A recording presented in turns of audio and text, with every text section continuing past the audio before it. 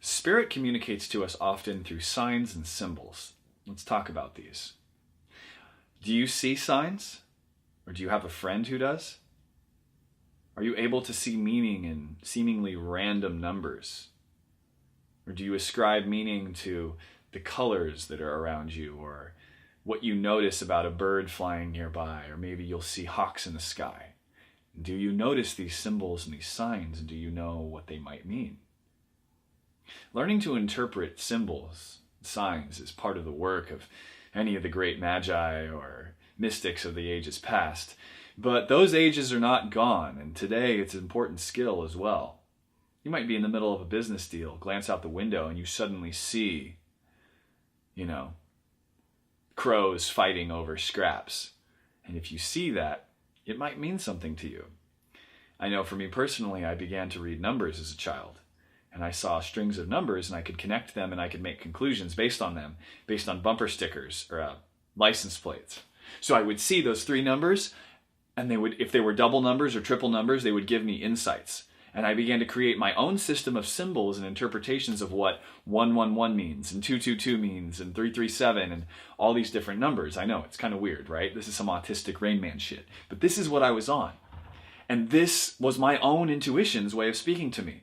Look, no one has to validate your system of symbols. It just has to work for you. And this is the work of anyone who's going to be a mystic, or anyone who's tapped into the spiritual realm has to be able to read the signs. Because these signs are how non-physical intelligence communicates to us. See, everything, let me see if I can explain this to you. Everything in your life is a projection created in your own mind and in your own inner reality. So the way that spirit communicates to us often is not to distort the laws of physics and pull a hole in space-time in front of us and pop out with an angel and be like, hey, you got to go over here. No, that's not how it works.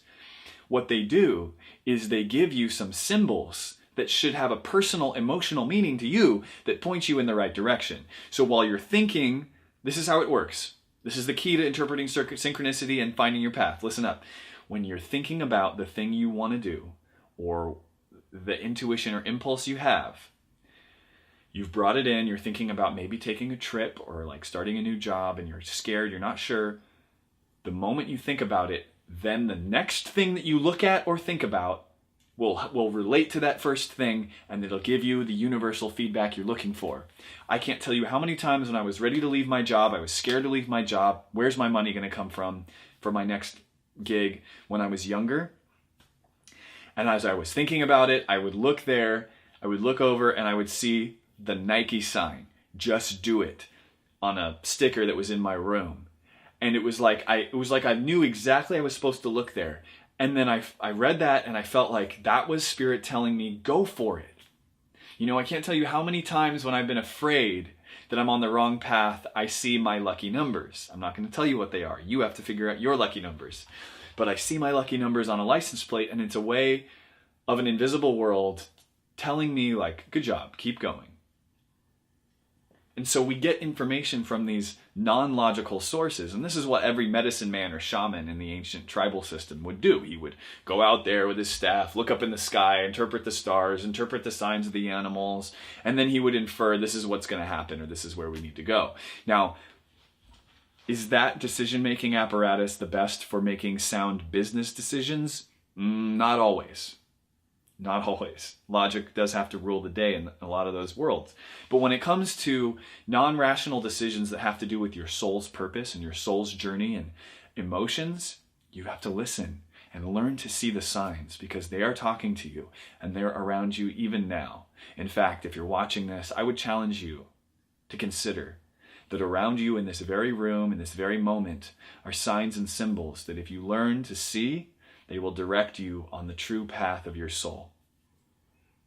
And it never looks like what you think it's going to look like in advance. It's always kind of a surprise. So staying open is very important to learning to see the signs and the symbols.